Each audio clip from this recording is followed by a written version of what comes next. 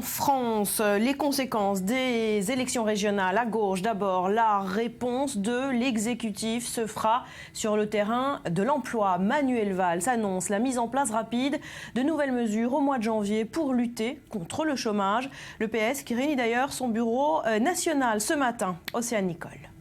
Il y a urgence économique. Le Premier ministre Manuel Valls annonce des mesures sur l'emploi, des mesures nouvelles. Le gouvernement souhaite notamment un plan massif sur la formation des chômeurs. 2 jours après le résultat des élections régionales, marqué par un score record pour le Front National, Manuel Valls tente de répondre aux Français et à leurs inquiétudes, notamment sur l'emploi. Je veux que la valeur travail soit partagée par tous. Comment ? Nous y travaillons et il y aura des annonces par le président de la République et par le gouvernement au mois de janvier. Pour valoriser le Manuel Valls souhaite également mettre le paquet sur l'apprentissage. Deuxième priorité, c'est là où les régions ont un rôle essentiel, c'est l'apprentissage. Et moi j'attends des régions, quel que soit leur président, de mettre le paquet pour la jeunesse, pour leur formation et pour l'apprentissage. L'exécutif avait déjà pris différentes mesures pour l'emploi, mais aucune d'elles n'avait permis d'inverser la courbe du chômage.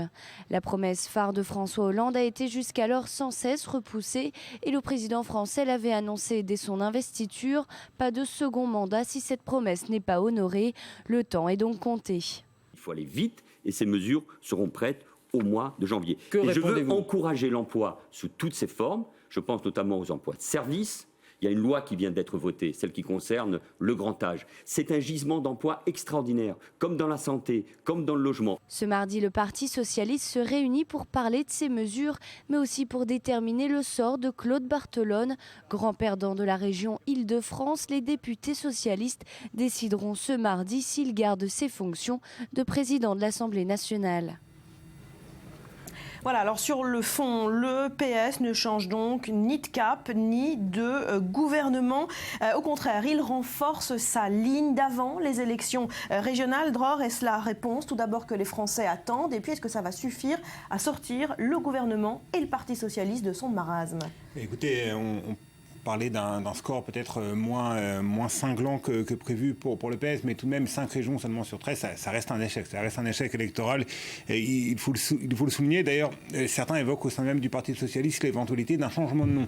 Quand on évoque ce genre de mesures tout de même assez dramatiques pour un parti aussi ancien dans l'histoire politique de la France. Quand même d'un revers de la main par le premier secrétaire du parti. Tout à fait. C'est peu probable. Mais tout de même, que des voix s'élèvent pour évoquer ce genre de changement tout de même symbolique, mais important, c'est bien un signe que le Parti socialiste et la gauche plus largement traversent une crise. Alors, on a vu dans le reportage à quel point Manuel Valls insistait sur les mesures destinées à relancer l'emploi, et ça fait partie bien évidemment des préoccupations des Français.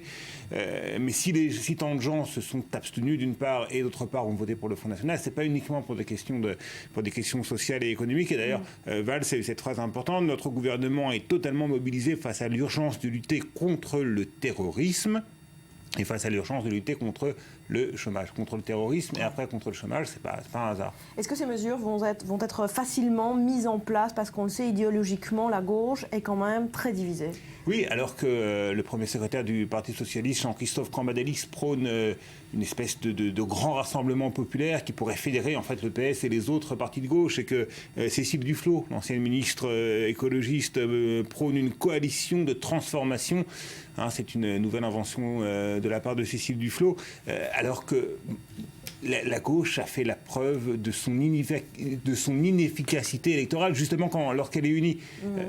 Les élections en Île-de-France, au second tour, Claude Barthelone était à la tête d'une liste d'union de la gauche. Eh bien, on sait à quel point il a échoué. Alors, contre-exemple, qu'en Bretagne, Jean-Yves Le Drian, qui n'était pas parvenu à un accord avec les autres formations de gauche au second tour, l'a remporté brillamment. Donc, est-ce que vraiment les Français ont besoin d'une union de la gauche? D'autant plus que les divisions idéologiques en matière économique, avec un Emmanuel Macron qui donne le ton et à qui la gauche radicale en tout cas reproche de mener une politique économique de droite, et puis aussi les questions relatives à la sécurité, à la laïcité, qui sont centrales depuis les attentats du 13 novembre. Là-dessus, entre le PS et Manuel Valls, qui parle de nation, de laïcité, de république, et certains à l'extrême gauche ou chez les écologistes, qui ont des accointances même avec certains milieux islamistes, il n'y a pas de cohérence idéologique.